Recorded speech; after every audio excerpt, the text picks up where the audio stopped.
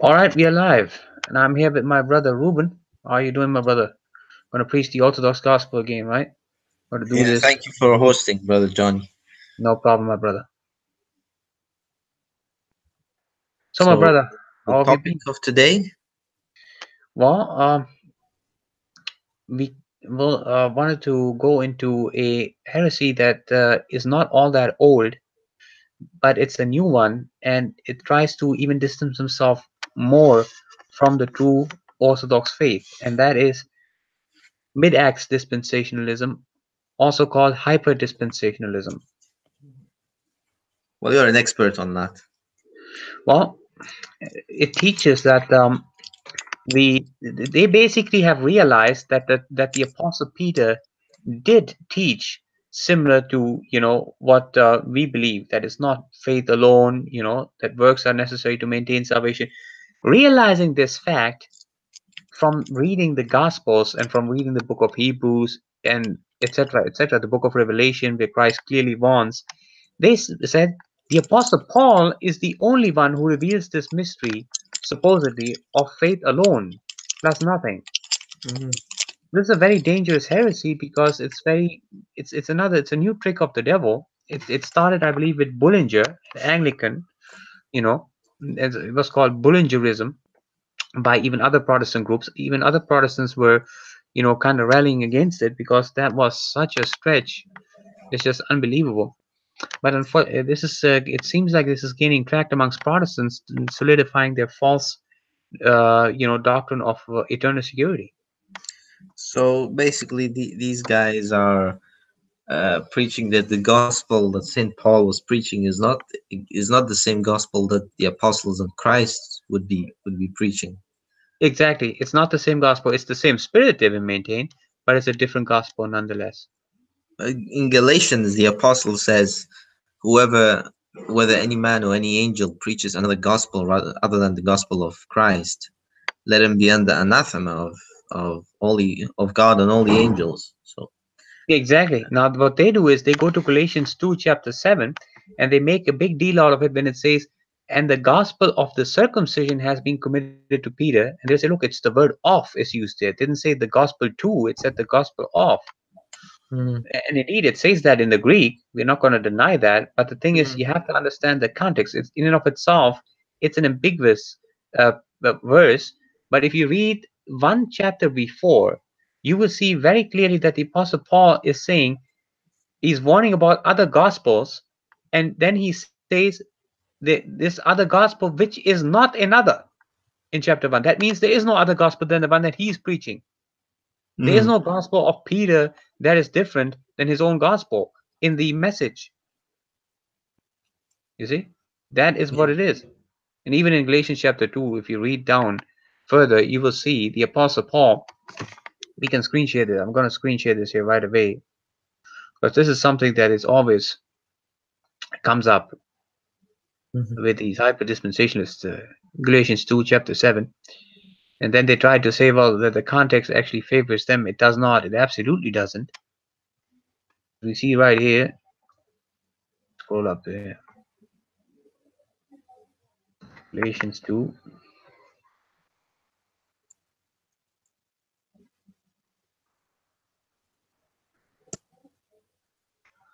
All right, let me see if I can screen share this.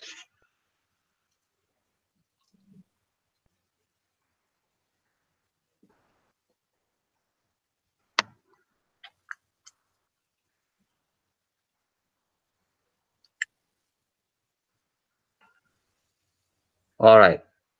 I think it's showing now, right? I see a screen. You see the screen, right? Galatians chapter 2. Mhm. All right. Brother Johnny, you shouldn't be using Bible Gateway. You should use. I'm just gonna put the link in the side chat. This is Yeah, what you I'm should be using it. using. Okay. Yeah, I'm using it mainly for the Protestants' sake because I want to use their own material, so to speak, to refute them. So they have no excuse. If I start using, at this point, if I start using of course, when we be, specifically talking about Orthodoxy is a different story. But right now, I want to really show them from their own King James, which is their favorite version, obviously. Mm-hmm. And most of the conservative Protestants, they love this, even the ones Mm-hmm. that are hyper dispensationist. So that's the Mm-hmm. one I'm going to use. Now, here it says, this is their passage, their verse, their favorite verse. Contrariwise, when they saw that the gospel of uncircumcision was committed unto me, the Apostle Paul, as the gospel of the circumcision was unto Peter. But now Mm-hmm. let's look over here. Let's go a bit down and see. But when Peter was come to Antioch, I withstood him to the face, because he was to be blamed. See, now now the hyper dispensations are becoming happy at this point because they see the Apostle Peter wanted to mix his grace plus works gospel along with the Apostle Paul. He was to stay out of the community of the Apostle Paul, to remain separate from them. But let's see if that is what the case is. For before that certain came from James, he did eat with the Gentiles. Mm-hmm.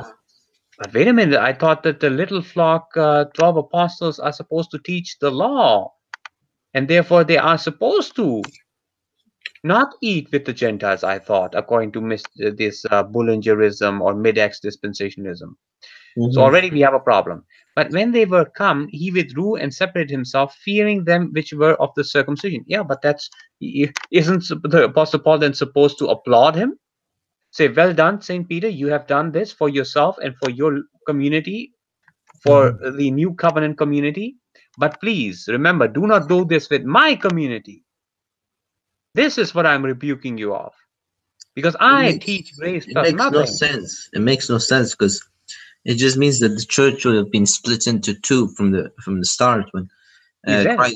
Christ actually says, "Father, make them one, as you and I are one." So it's directly contrary to uh, the teachings of Christ. This whole idea of gospel of the kingdom and the gospel of Paul being separate. There's only Exactly. one gospel. It's very clear from the teachings of Christ. And the other Jews dissembled likewise with him, insomuch that Barnabas also was carried away with their dissimulation. But when I saw that they walked not uprightly according to the truth of the gospel, why is the apostle not saying, but when I saw that they did not, that they preached their gospel of the kingdom to my community, which they were not supposed to? This is, Mm-hmm. wouldn't we expect the apostle Paul to say something like that? Mm-hmm. Right? I mean, this makes no sense. He's basically rebuking Peter of not preaching a correct gospel. He's not rebuking Peter for preaching his legitimate gospel, because according to the hyper dispensationalists, Peter's gospel is legitimate. It's just a different gospel that is not supposed to be meant for Paul. But then the sentence structure is completely, it makes no sense. You see how deceived these people are? Yeah.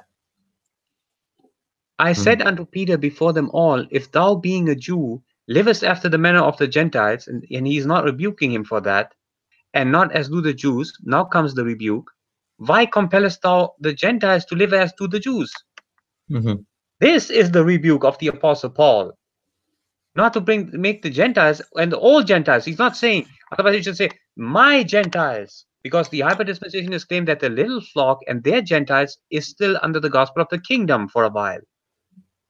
So he's not even supposed to say the Gentiles here. He's supposed to say, why do you compellest thou my Gentiles to live as the Jews, when you are only supposed to remain with the little flock and to have the gospel of circumcision preached to them, not my gospel of uncircumcision, which belongs to me? So you can clearly see that this whole idea of verse 7, this false interpretation of verse 7, is not carried on by the Apostle Paul. It's completely against the context. And then these hyper dispensations, they have the audacity to say that we are taking things out of context and that the context supposedly supports them. Where does it support them? Tell me, hyper dispensationalists, if you have any watching right now, call me on Skype, Johnny KXYZ. I want to hear this from you. Or It's just type. something else. So they believe that the 12 apostles were only to preach to the Jews and some Gentiles. And They it believe that. was, is this what they believe? Say again. I missed the last part there. What's the So last part? they they believe that the 12 apostles, Yeah. obviously not Paul, the 12 apostles, were Mhm. supposed to preach to only the Jewish people, only the Hebrews. Yeah, well, they And say that there were also some Gentiles. They will say they will agree there were some Gentiles, but those Gentiles then would have to become Jews, basically. They would be part of the new covenant, which they think is Israel. So basically, those Gentiles would have to be saved through Israel, whereas now the Apostle Paul is separate from Israel and is not saving. Now we are saved apart from Israel. That's the whole claim of these hyper dispensationalists.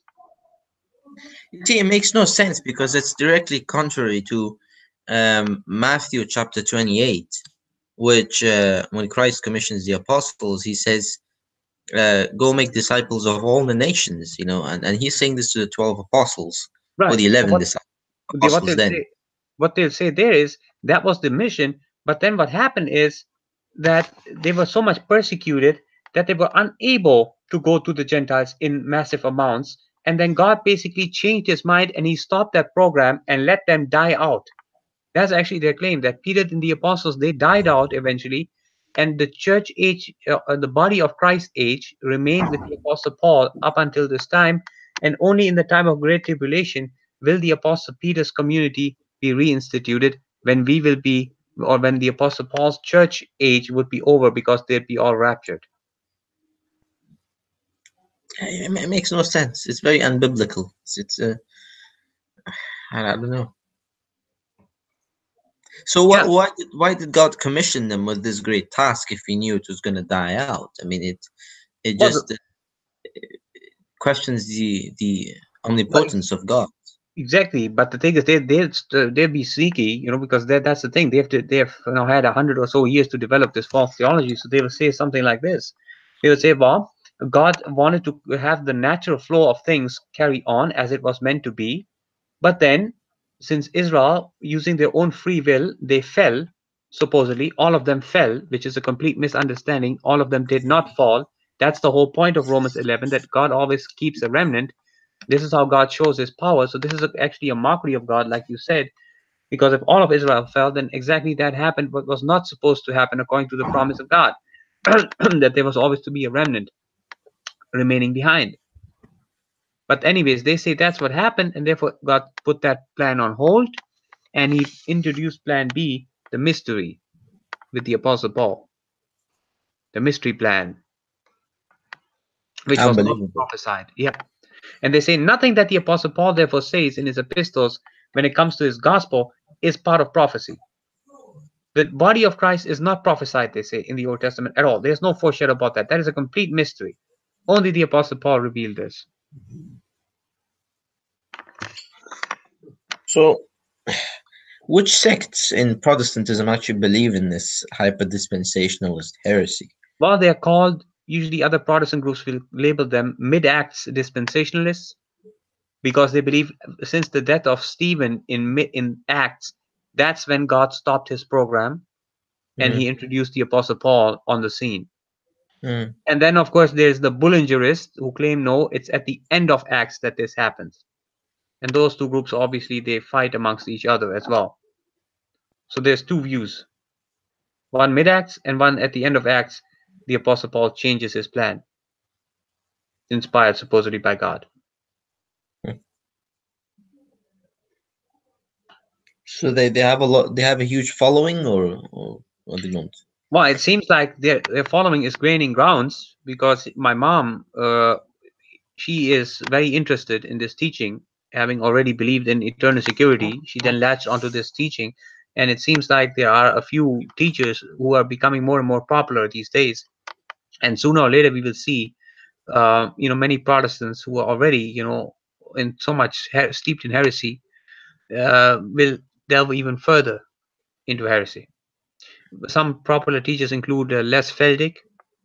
Mm, Uh, I heard of very that. popular out there. This, yeah, and then there's a few others. So yeah, it is. It seems it is gaining ground, unfortunately.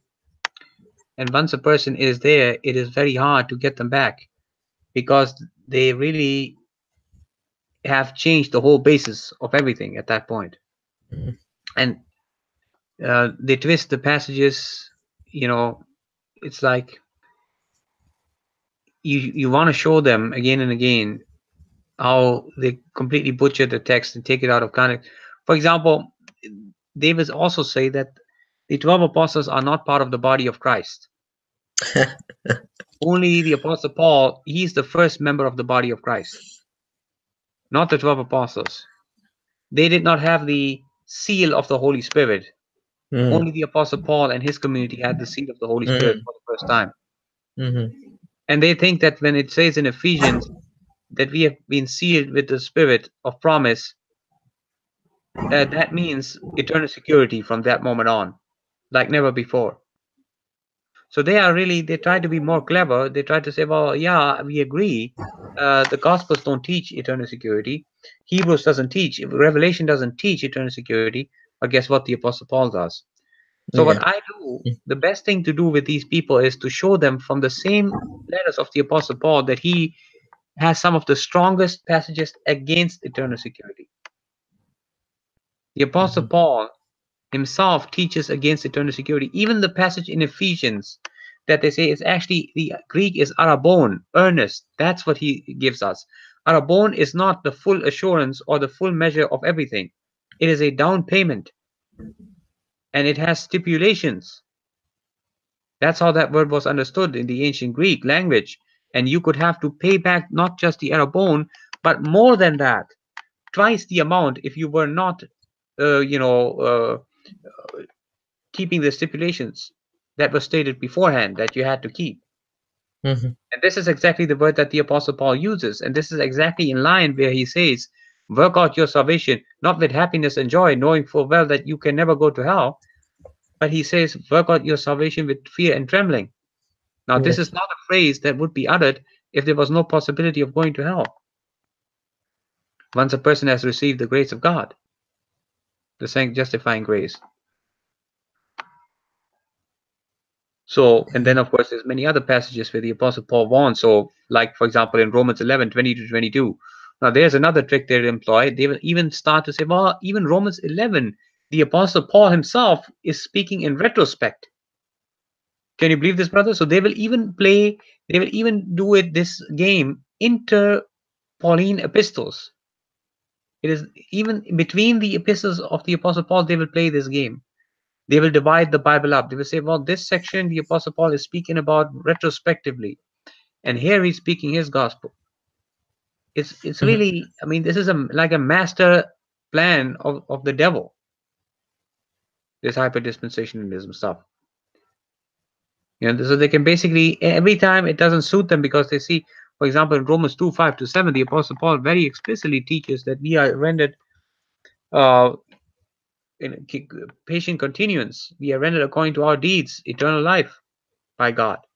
Our Protestants, of course, they can't stand this. They must somehow get around this. So they will say, well, the Apostle Paul was speaking in retrospect, or he was speaking before he introduces his new justification by faith alone. That's their excuse over there. So they will make these bogus excuses which do not follow from the context at all. The Apostle Paul is not contradicting himself. He's not abrogating this. He's not saying, like the reformers say now, oh, this is just the impossibility. The Apostle Paul is just saying it's impossible. No, he's not saying it's impossible. See, you have to understand, brother, if you ask, for example, a reformed person and you show them Romans 2, 5 to 7, they think that this is talking about an impossibility. That we are supposed to say, yeah, this is what would have to be required by God, but since it's not possible, therefore the Apostle Paul says, no, it's by faith alone, without works. But that's not what he's saying. He is saying that you need the grace of God and you need to cooperate. You need to do these things under the grace of God. By the grace of God, you need to do these things. And the Apostle Paul does not call those works. So when the Apostle Paul talks about works, there's a fundamental misunderstanding right there. When the Apostle Paul speaks about the works of the law, he is speaking about those works that you do by yourself without being aided by his grace. That's the works that he's talking about. Any works that are done under the grace of God, they are labeled the works of God. So even though you are doing them too, it's not that you're not cooperating. It's not that you don't have to, your energy is not involved like monarchism, which is a complete heresy.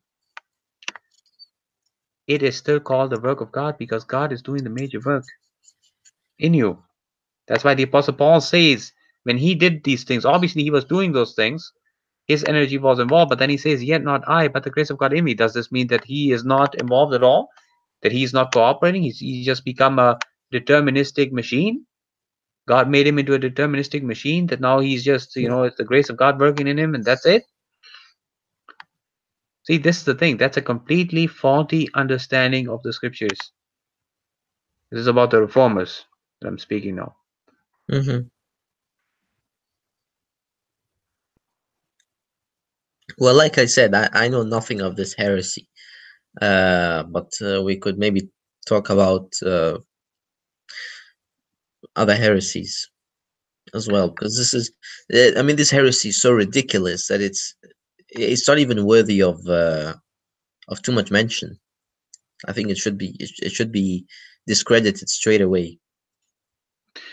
Yeah, it's only that there's so many people, unfortunately, that are holding on to it. That's why it needed to be addressed. Otherwise, I wouldn't be worried about. But since these preachers are gaining grounds with so many people and deceiving them, tickling their ears, solidifying their false teaching of eternal security, that's why it needs to be addressed. So yeah, that's the reason why. But yeah, sure, we can talk about other heresies. The one that, if you know, tell me one that you are well versed in. Well, I mean, Nestorianism is something that we need to address, really. Do Protestants today believe in that though? I mean, is there a significant number of Protestants that hold to that today? Not really, but there is a significant number of people, especially in the Middle East, that Okay. still hold on to Nestorianism as well as Monophysitism, and there's also, of course, the classic mother of all heresies, which is papism. It is by far the most influential heresy that's given birth to all these other heresies. Protestantism is merely the misbegotten offspring of Roman Catholicism, of papism.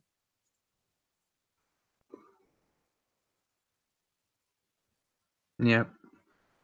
And I think we've got somebody watching live. Oh yeah, it's Leo the Great. Hey, Leo. Yeah, we had a talk earlier. He was there as well. Yeah, it's like he says that there sounds like the Gnostics. Yeah, that's exactly right. He's talking, I think, about the hyper dispensationalists that I mentioned earlier. A lot of Protestantism borrows from Gnosticism. So they're not the only one, but they go to the extreme. And yes, it's true. That is a Gnostic because the Gnostics create this dialectic between Paul and the other apostles. That's their favorite apostle because they think, and that's why the apostle Peter already warned in his letter. Mm. Dispensationalists, of course, they don't like that. But the apostle Peter said that his letters were written to you. It means his little flock community that they don't want to have those letters stay because they are supposed to work in addition to grace. That's what they think, falsely. So on both accounts, they are false.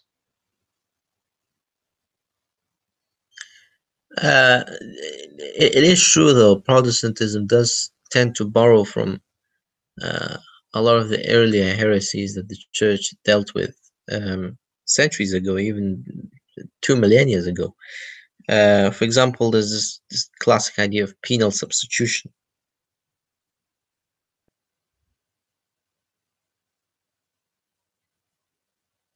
So that the idea that God the Father actually unleashed all his wrath upon his Son at the time of the Passion and the Crucifixion, which is actually something preached greatly by the Monophysites.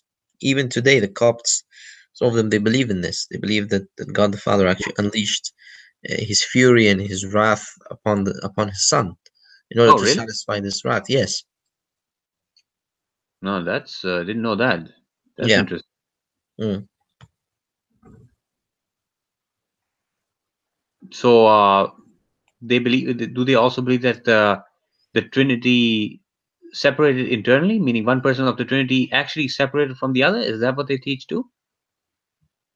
Well, that would be implied, of course, since they reject the human nature of Christ. You Yeah. see, if you believe in the human nature of Christ and you believe in penal substitution, it it could have some ground. You know, you may say that it's the human nature it's that's being uh, afflicted, or it's the human nature that's being separated. But since they only believe in the divine nature, so actually, they believe it was the divine nature that died. They believe it was the divine nature that received this wrath. They believe it was the divine nature that suffered. And so Oh wow, it's very dangerous. You that's know, you sure that that's what the Monophysites believe? The Coptic. that's yeah, that's well, that's not what majority of the Copts believe, but there are certain. You see, the Copts are not. They're not so united in theology among themselves. Hmm. There's always been variances in what they believe in and what they preach. Okay. Yeah. Ah, that's pretty disastrous as well, you know. And Yeah. what about the Ethiopian? Do they perhaps lean more towards that? Because I've heard that they are more Monophysite than even the Copts and other Oriental churches. I haven't actually spoken with the Ethiopians regarding this, but uh, Ethiopians are by far more monophysite than all the other quote unquote Oriental Orthodox communities. Okay.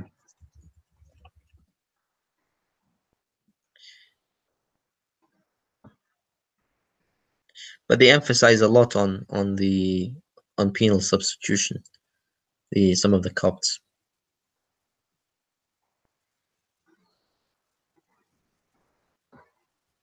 So it seems that that's where the Protestants then get it from, huh? Perhaps I mean it could go back on it could go back to Nestorianism as well, because the Nestorians actually believe that the divine person of the logos actually left the human person of Jesus at the time of the crucifixion. Ah, okay. So it exists in both. It exists in Nestorianism and Monophysitism.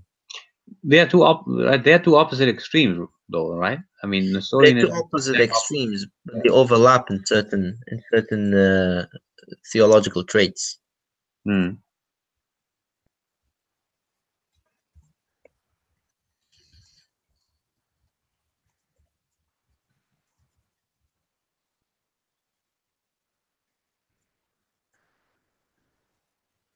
See, Monophysitism was actually a response to Nestorianism, Hmm. but the response was so extreme that it became a heresy uh, in itself.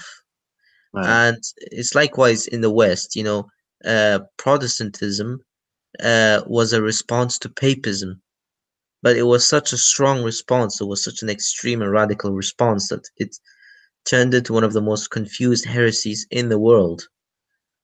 Yeah. So, I mean, the opposites in the same exact way. You know, the Roman Catholics have one pope, whereas the Protestant everybody's a pope. The Roman Catholics believe in everything, you know, and they make up traditions as they go along. Hmm. But the Protestants are so rigid that they reject most of tradition and they only keep to scripture, and they only keep to some of scripture, not all the scriptures actually. If you consider the Old Testament, uh, Roman Catholicism believes in this rigidity of uniformity. You know, everything has to be the same. Everything, even the mass has to be the same. The language has to be the same. And Protestantism goes so far that it actually splits into not just different rites. It splits into 40,000 different denominations just in America. So you see the exact opposites in the West. So in the West is mainly Protestantism and Papism, and in the East it's Nestorianism and Monophysitism. Whereas Orthodoxy is right in the middle. It's in the middle of all of this. It always takes a moderate path. Yeah. Hmm.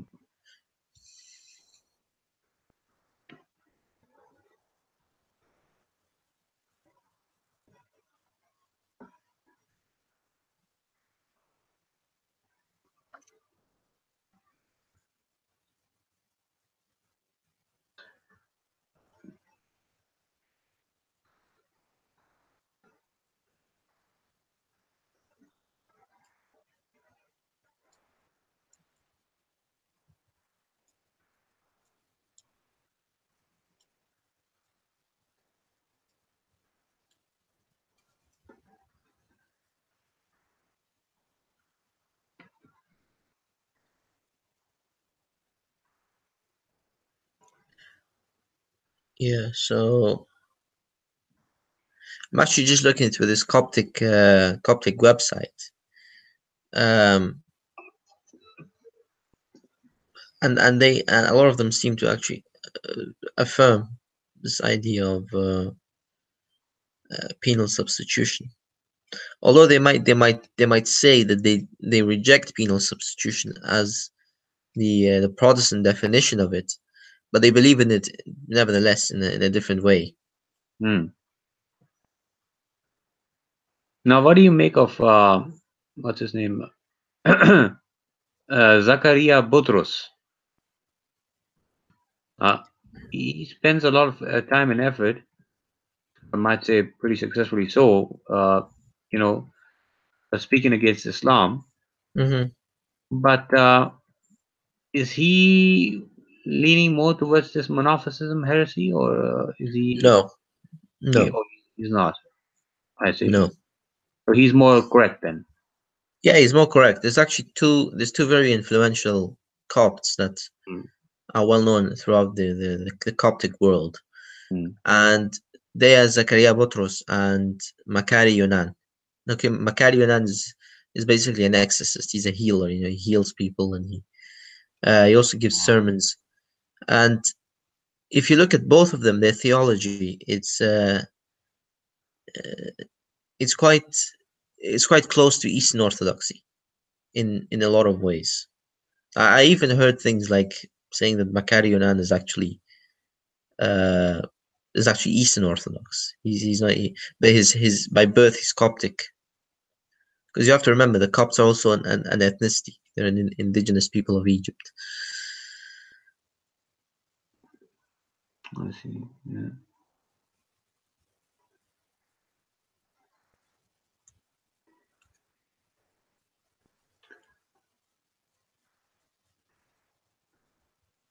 Now, who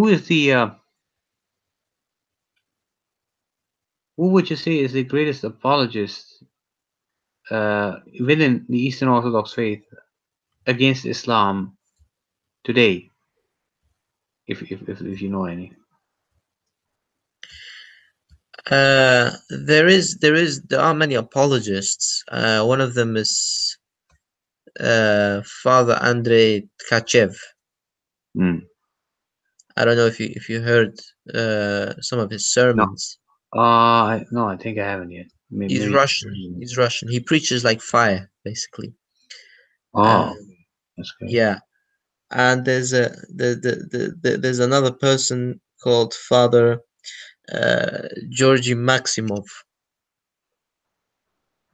and he's not, let's say, only an apologist against Islam. He's an apologist against all heresies, and he's probably the bravest missionary in the world.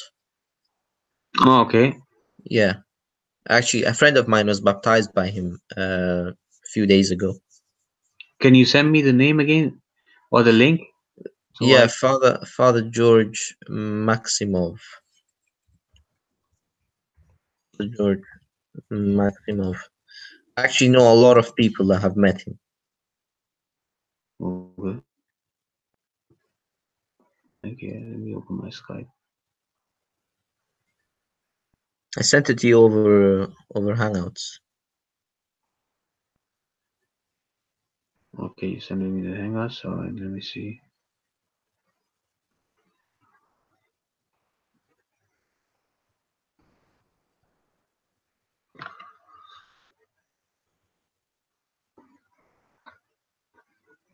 Oh, you mean in the side chat? Yes, side chat. Yeah. Okay, let me see. Oh, there's the name. That's the website. Yeah. Oh, it's unfortunately I can't copy paste this. That's why. If you can send it to me, wait a second here.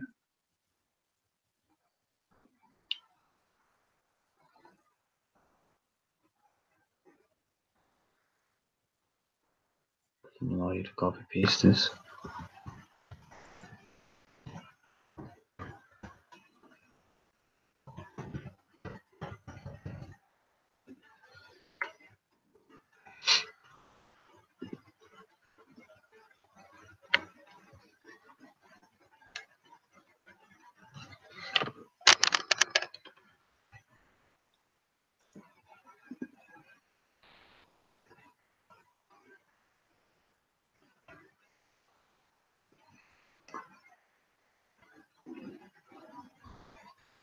Okay, send it to me on the Skype again, please. Skype, right?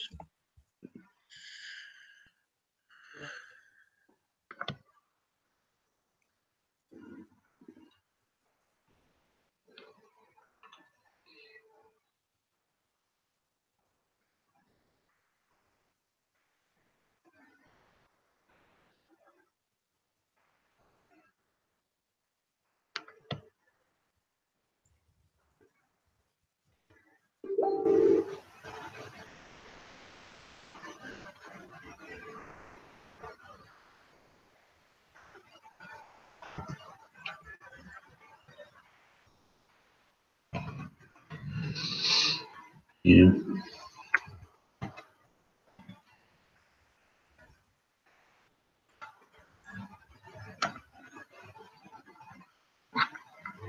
Wait. Can you send me a message on Skype, bro? Yeah, just did. Did you get it? Yeah. Okay. So it's Father George All right. Maximov. That's Father Andrei Chev.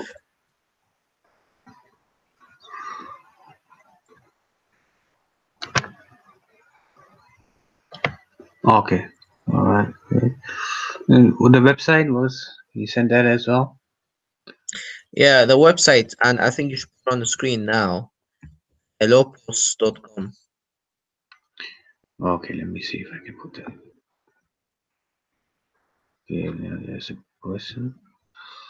Send me a message. Invite him here to see.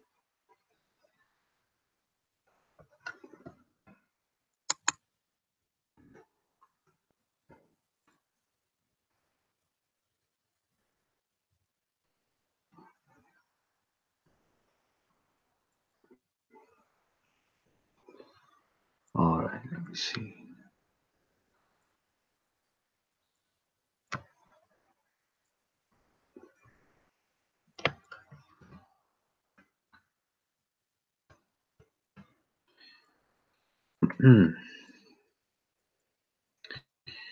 Let me screen share that again.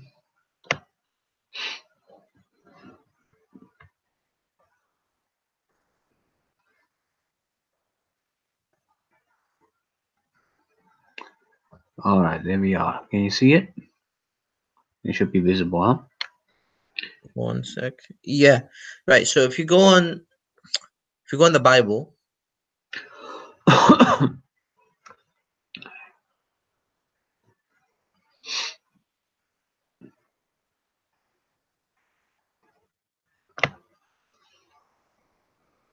Mm-hmm. right? If you scroll down, just pick a chapter. Pick a book from the New Testament, random. Acts of the Apostles, okay. All right. So if you just pick a chapter, All right. Let's go to chapter 2. Yeah. And so if you scroll down now, let's pick 15. Okay. 15. Okay. Yeah. Scroll down.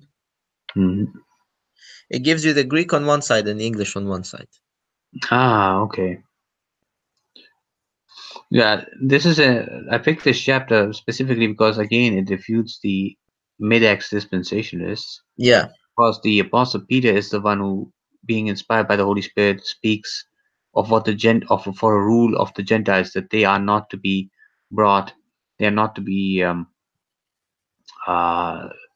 circumcised, because Yeah, it is. and it's James, actually, James, who also presides over the Council of Jerusalem, which further enforces this idea that all the apostles, not just Paul, were preaching the same gospel that Paul was preaching. So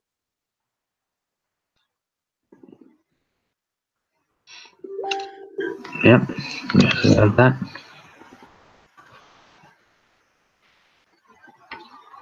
Okay, see, I'm having another message.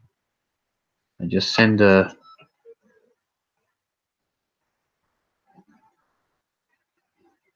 message to the Facebook friend here. Ah, this guy sent me a hello. Let's see if he's willing to have a discussion with us or watch the video. Let's have a discussion in the side chat.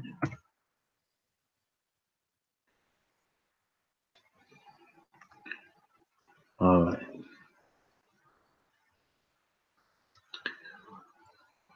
Let's see.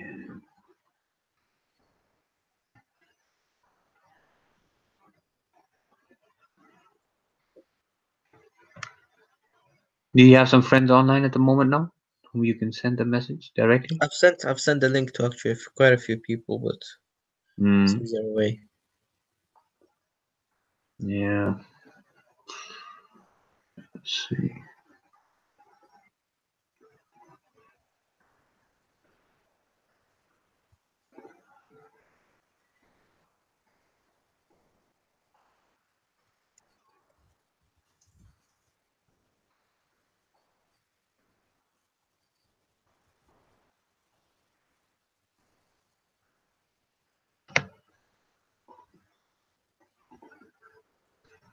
Do you know Hieromonk Enoch? Hi, Ramonk Enoch. I believe you sent me his the link to his account the other day. Yeah, he's got a channel, an Orthodox apologetics channel. He is with Deacon Joseph. Yeah, they two are doing a great job. You know, He's Western Rite, right? I'm not sure, but Because I checked his account and it says Western Rite, okay. Iromonk. But they are pretty. I mean, they are very conservative. Listen to them. Yes, yes. That's good. Yeah, they're So definitely what do you not in think of that. the Western Rite, Johnny? Well, I mean, it's legitimate, right? I mean, there's no. It is, yeah. It's not it can't be said that it's ecumenistic. It's deviant. It's anything like that. No, but I think it's badly done. I think Hmm. the whole way they attempted to recreate the Western Rite was very badly done. Okay. I mean, most of them are legitimate. Yes, most of them still maintain the traditions of the West Mm. prior to the schism. But some of them they use wafers. You know, Oh. yeah, Oh. That's no good. Yeah. that is extremely unorthodox. That is actually a major point of theological fallacy. Yeah. That's very unfortunate.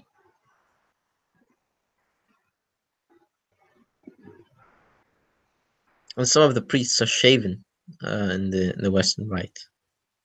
Oh, that too. Yeah. Yeah.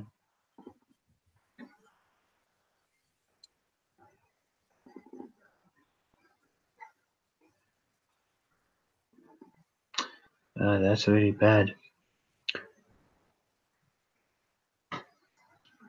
I mean, there's even some reformers, Baptists and Calvinists, I guess Mhm. Reformed Baptists, that keep beards now. You know, so A lot of the Calvinists, I mean, a lot of the early Protestants had beards to yeah, begin. Martin Luther did though. He didn't. Oh, he did. Not that I know. No. Hmm.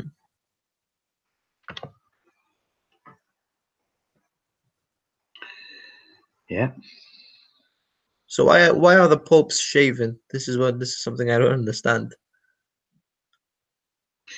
Well, actually, it's worse than that. From what I read, the popes not only made it an option, they said, no, we don't want to have this beard anymore. It should not be tolerated for the clergy or for the popes, especially. Hmm. There actually was a restriction put on it. Now, of course, I think they relaxed it again. So now the clergy can keep it if they want to, but it's not, I mean, if the highest figure of their church doesn't keep it, I mean, what's really is the benefit then for them, for any of them to keep it? You see? So this is really a very bad thing. It's the Roman culture, the old culture. They went back, I believe, to the effeminate culture that they used to have, you know, Hmm.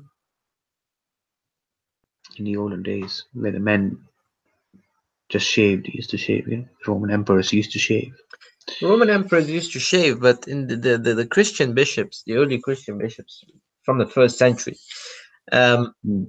up until the schism in Rome, always kept a beard. Now they didn't keep a very long beard because in the Roman eyes that was seen as barbaric, but Yeah, exactly. See, they that's still the kept a beard. mm. Although some of them I've seen, some of the popes had a very thick beard. Yeah, yeah, Yeah. they would have. Yeah, so they defied. At that time, they were bold. This is what when I look at those pictures, you get very emotional because you feel the zeal that they want to defy all the guys. They say, well, it is the rule of God. We don't care about what these pagans say. We don't care what the memories of paganism are. We are Christians. Actually, I'm reading something now. Mm. The legislation requiring the beard to be shaved seems to have remained in force throughout the Middle Ages. Thus, an ordinance of the Council of Toulouse in 1119, okay, so not even 100 years after the schism, threatened with excommunication the clerics who, like a layman, allowed hair and beard to grow. And Pope Alexander the Third ordained that clerics who nourished their hair and beard were to be shorn by the archdeacon by force if necessary. This last decree was incorporated in the text of the canon law, Decretals of Gregory the Ninth, Volume 3. Durandus, finding a mystical reason for everything according to his wont, tells us that length of hair is symbolical of the multitude of sins.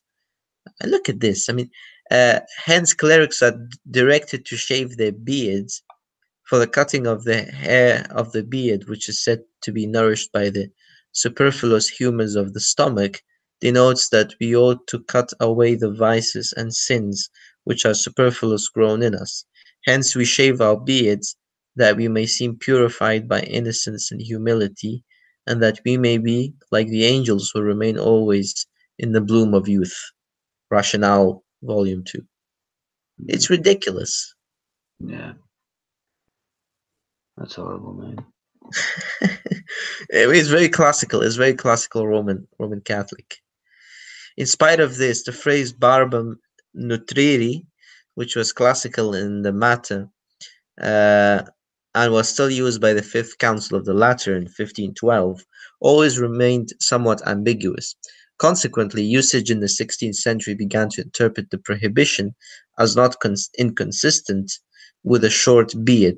There are still many ordinances of episcopal synods which deal with the subject, but the point upon which stress is laid is that the clergy should not seem to be aping the fashions of military folk, or wearing flowing beard like goats, hircorum et caprarum more, or allowing the hair on their upper lip to impede the drinking of the chalice. Uh, this last has always been accounted a solid reason in favor of the practice of shaving. To judge by the portraits of the popes, it was Clement the Seventh, 1523, that a distinct beard had to be worn, and many among his successors, for example Paul the Third, allowed the beard to grow to a considerable length. St. Charles Borromeo attempted to check the spread of the new fashion, and in 1576 he addressed to his clergy a pastoral De Barba Radenda, exhorting them to observe the canons. Still, though the length of clerical beards decreased during the 17th century, it was not until its close that the example of the French court and the influence of Cardinal Orsini, Archbishop of Beneventum, contributed to bring about a return to the earlier usage. For the last 200 years, there has been no change, and an attempt made by some of the clergy of Bavaria in 1865 to introduce the wearing of beards was rebuked by the Holy See. As already noted, in Eastern lands, a smooth face carries with it the suggestion of effeminacy.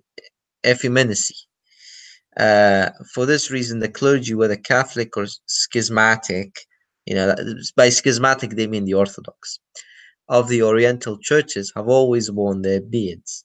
The same consideration, together with regard for practical difficulties, has influenced the Roman authorities in according to a similar privilege to missionaries, not only in the East but in other barbarous countries where the conveniences of civilization cannot be found.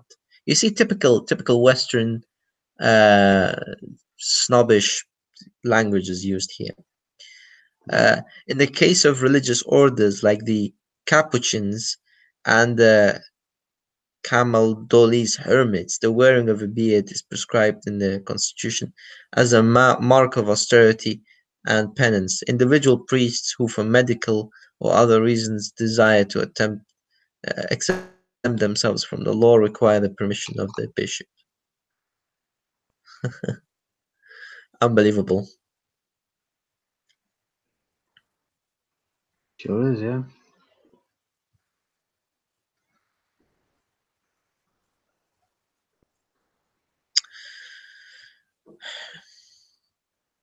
But yeah, that's Roman Catholicism for you in a nutshell.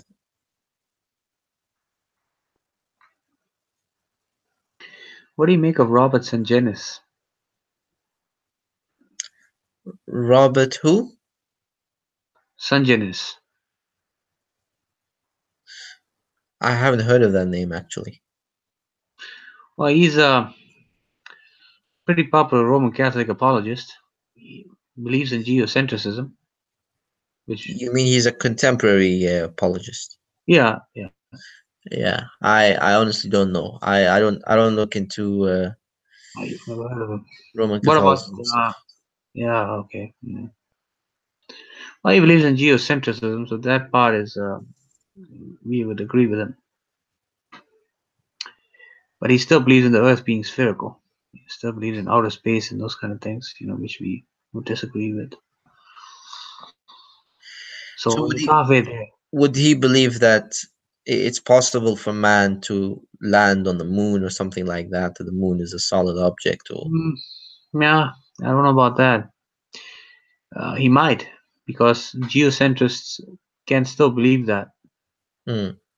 whereas believing the sun is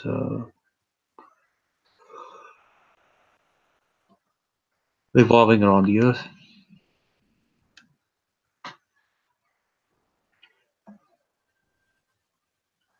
I don't know. I wouldn't know such people, but geocentrism certainly is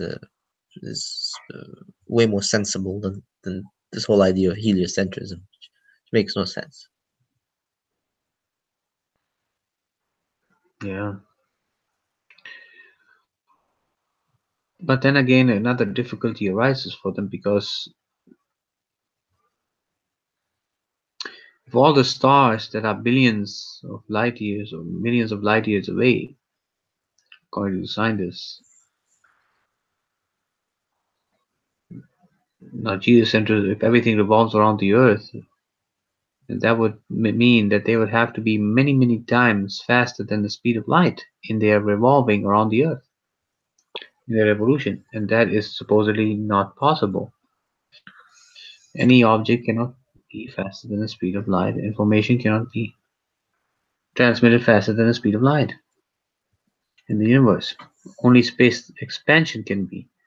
But this is not expansion, this is a revolution of the stars. So that would be impossible. But you see, they would argue that they don't believe in this. They don't believe in this idea uh, that the stars are thousands of light years away, millions of light years away. Well, the geocentrists do, though. I'm Do talking about, they? yeah, Robert Sungenis and all other geocentrists that believe in the spherical Earth. They do. Those Well, that maybe they believe that they're not revolving; they're stationary. well, or that. So it's only the sun then that revolves, not the The stars. sun and the planets. Yeah.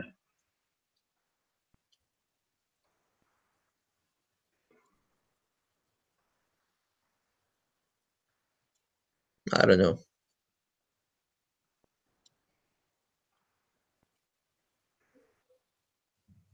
Would you say that heliocentrism is actually diminishing in the world? Well, there is a huge growing number of people who are rejecting the status Mm. quo when it comes to this. But is it the majority? No, not yet.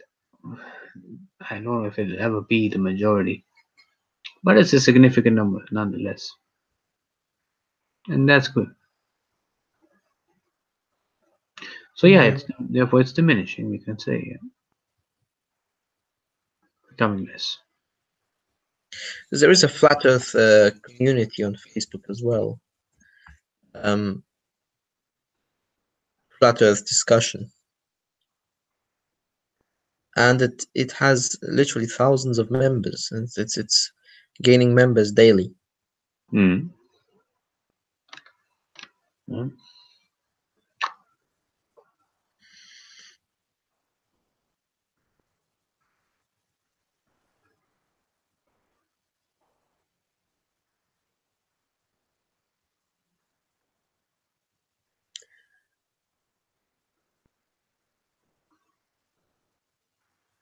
Yeah, I see you posted a link yesterday in a group actually. Mysteries of the Universe and how we know why we know nothing of the Earth. It's about that Oh yeah, that was one of my favorites. Orthodox child. But it says some weird things in that video that child existed before, that he was some sort of angel that became a human. I don't know. I have difficulty with that bit. Where did it say that? I didn't notice that. He's something like that. That this child is very old. He's from a different age, and I don't know. Hmm. Okay, maybe I missed that part. Can watch it again.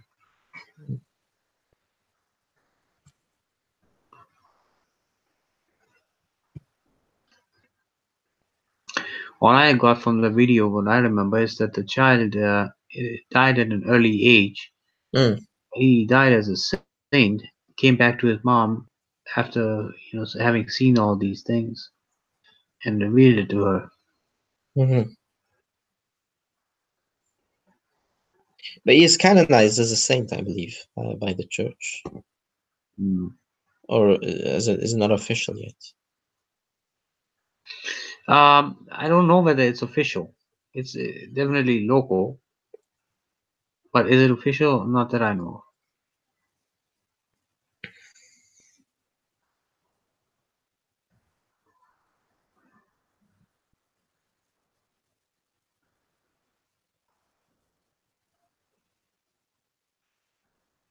Hmm.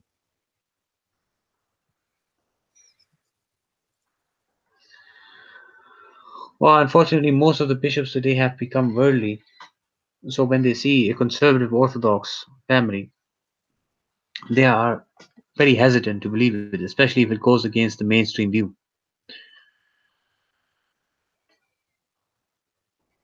It's the spirit of the age when the bishops fall away.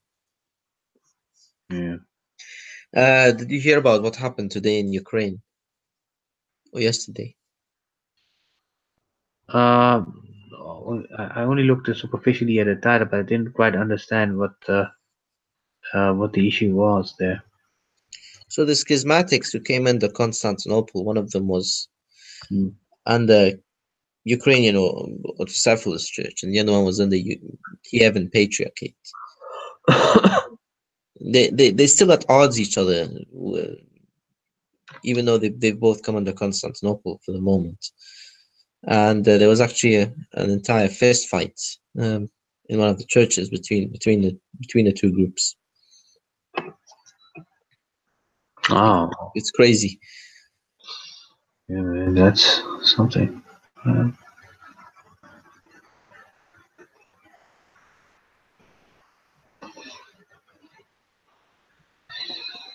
It just comes to show what they are. yeah.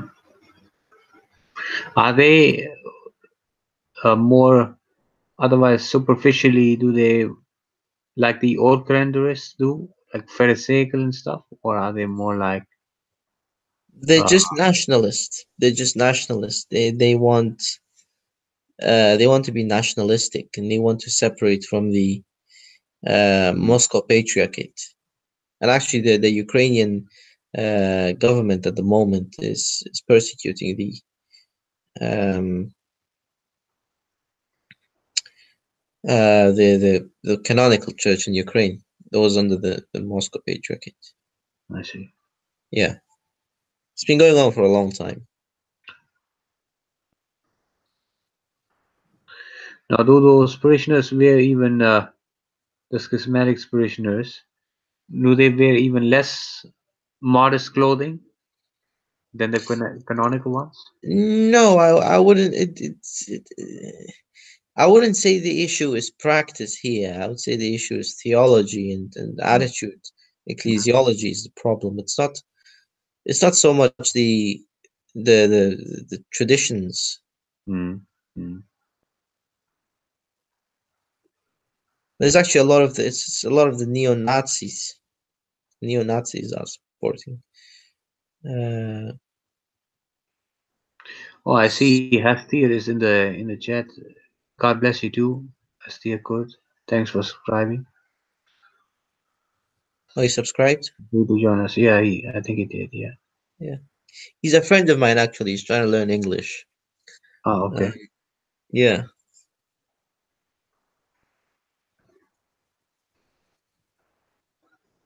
Yeah, that's good. I think he's a Protestant. He comes from Protestant background, so Well, hopefully more time. yeah.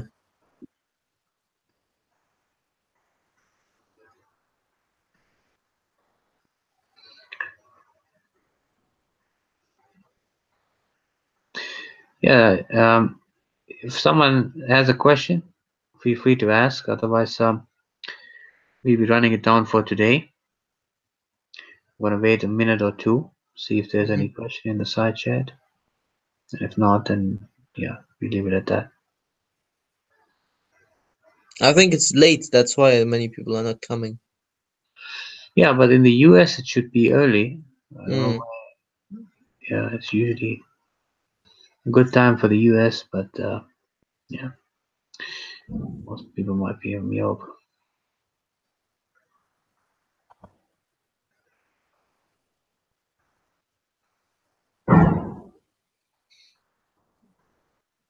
Yeah, it may not be a good time for Europe. Right.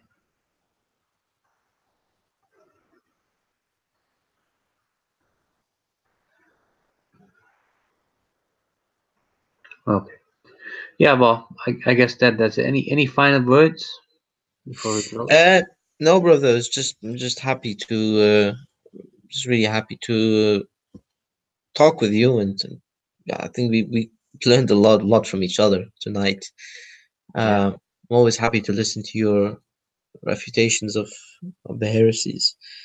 So, with that being said, God bless you and have a good night. Yeah, thank you, brother. Have a good night as well. If anyone's gonna watch this later, God bless you all as well. So, Indeed. yeah, Yeah, take care, brother. God bless you. you as well. Thanks. Thanks for listening, guys. For those of you who did.